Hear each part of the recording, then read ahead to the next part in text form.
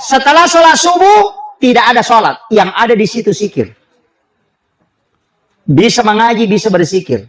Nanti masuk waktu syuruk, kerjakan 2 rakaat sholat sunnah di waktu syuruk itu. Bukan duha itu, bukan. Memang sholat sunnah syuruk.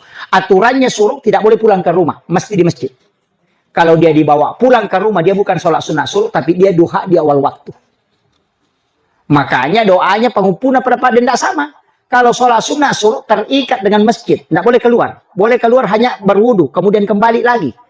Kalau duha boleh dibawa ke rumah. Kalau syuruk bacaan surahnya, alam nasrah rakaat pertama, wa duha rakaat kedua. Kan begitu.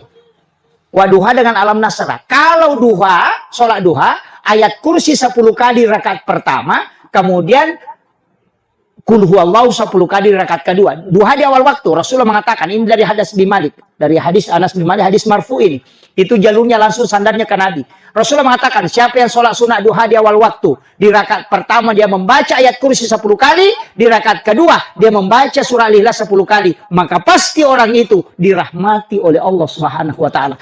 Tapi di awal waktu 2 rakaat tidak boleh ditambah. Nanti 1 jam kemudian baru boleh kerjakan duha lagi yang berikutnya kalau misalnya mau tambah. 2 rakaat pisah, tidak boleh disambung. Makanya dikerjakan di awal waktu. Pas masuk duha, kerjakan 2 rakaat. Tapi surahnya ditentukan. Ayat kursi 10 kali rakaat pertama, Al-Ikhlas 10 kali rakaat kedua. Nabi mengatakan, pasti kau dijamin oleh Allah dirahmati. Siapa yang meninggal pasti hadiahnya surga di situ, Pak.